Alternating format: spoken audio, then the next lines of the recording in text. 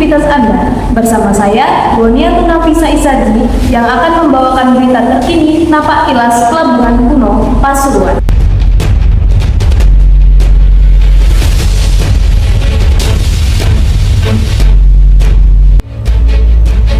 Pelabuhan Pasuruan yang terletak di pesisir utara Jawa Timur telah menjadi saksi bisu majunya perdagangan lintas Pulau Nusantara, tepatnya pada abad ke-17. Pelabuhan Pasuruan atau yang dahulu dikenal sebagai Pelabuhan Tanjung Tembikar telah menjadi salah satu saksi bisu majunya perdagangan lintas pulau di Nusantara, tepatnya pada abad ke-17. Pada saat itu, pelabuhan ini menjadi pusat vital bagi perdagangan rempah-rempah dan hasil bumi dari Jawa Timur ke wilayah timur Nusantara, seperti Maluku, Pulau Banda, dan sekitarnya. Bahkan pada zaman Kerajaan Majapahit, Pelabuhan Tanjung Tembikar menjadi salah satu dari 3 pelabuhan paling aktif setelah Pelabuhan Ujung Galuh di Surabaya dan Pelabuhan Gresik. Peran penting 3 pelabuhan ini terlihat pada posisi strategisnya yang terletak di pesisir utara Jawa. Daerah ini juga menjadi jalur perdagangan rempah-rempah Nusantara. Namun sayangnya, pada masa pemerintahan Sultan Agung dari Mataram Islam, nama Pelabuhan Tanjung Tembikar sempat meredup karena pasukan Mataram Islam berhasil menaklukkan Pasuruan pada tahun 1616, menyusul kota-kota pesisir di wilayah Jawa Timur yang lainnya. Kebijakan politik Sultan Agung yang cenderung fokus pada kemajuan bidang agraris membuat geliat aktivitas di pelabuhan-pelabuhan ini semakin senyap.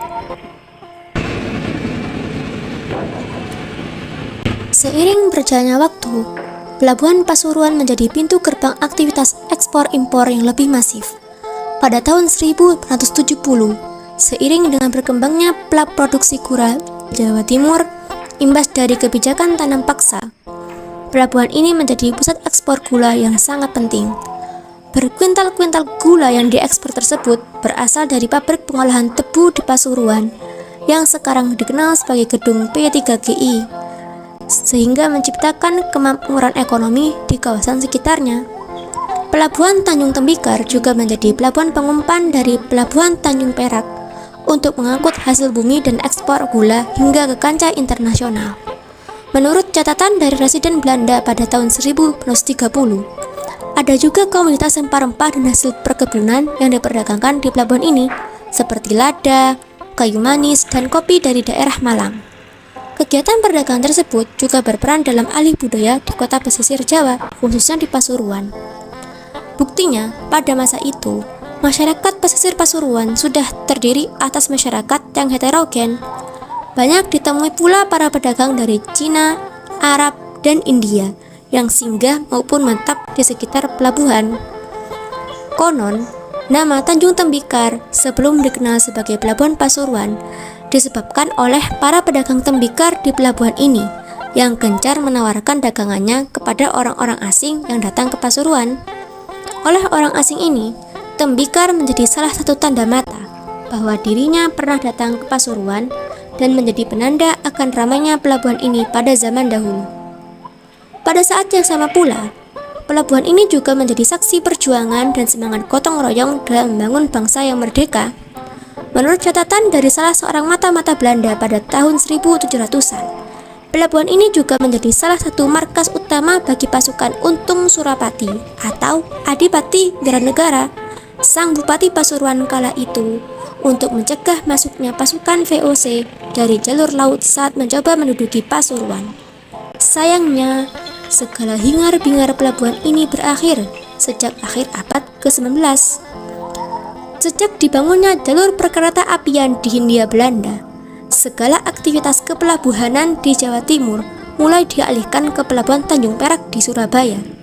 Seperti mengulang sejarah, gemerlap Pelabuhan Tanjung Tembikar menjadi salah satu pelabuhan lintas jalur rempah Nusantara semakin sunyi. Sudah jarang ditemui kapal-kapal dagang besar yang berlabuh di sini.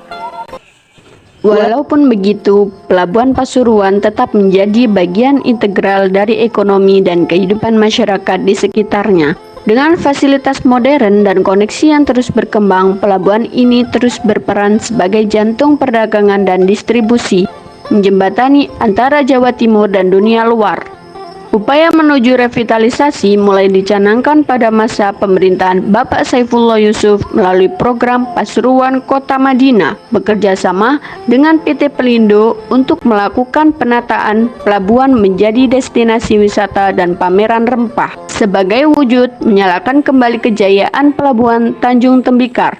Upaya revitalisasi tersebut juga merambah pada pelestarian tradisi masyarakat pesisir Pasuruan.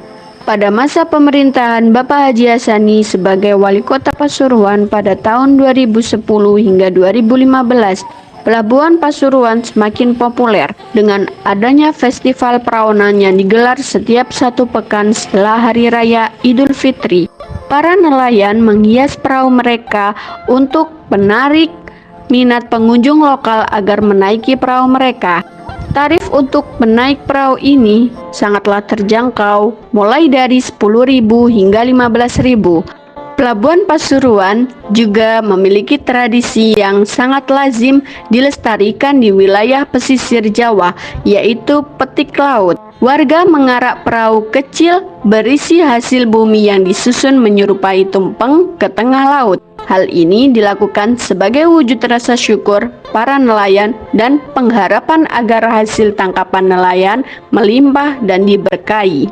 Sejarah Pelabuhan Pasuruan mengajarkan kita tentang keteguhan dan adaptasi dalam menghadapi perubahan zaman. Dari pelabuhan kuno yang menjadi pusat perdagangan rempah-rempah hingga pelabuhan modern yang mendukung pertumbuhan ekonomi, Pelabuhan Pasuruan tetap menjadi bagian tak terpisahkan dari sejarah kejayaan jalur rempah Nusantara di Jawa Timur.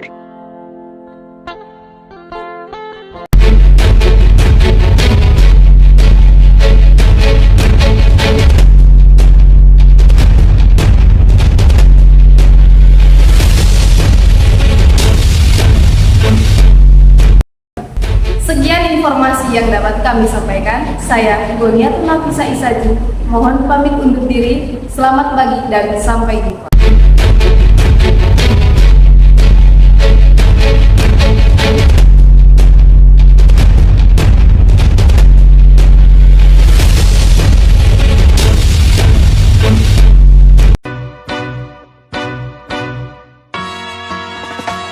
Singing low while I pop a bottle off of your chain swinging, clang clang, and it costs a lot. Bitch, I'm always at the guala, yeah, and you are not badass beat. Keep on going till you hit the spot. Whoa, singing low while I pop a bottle off of your chain swinging, clang clang,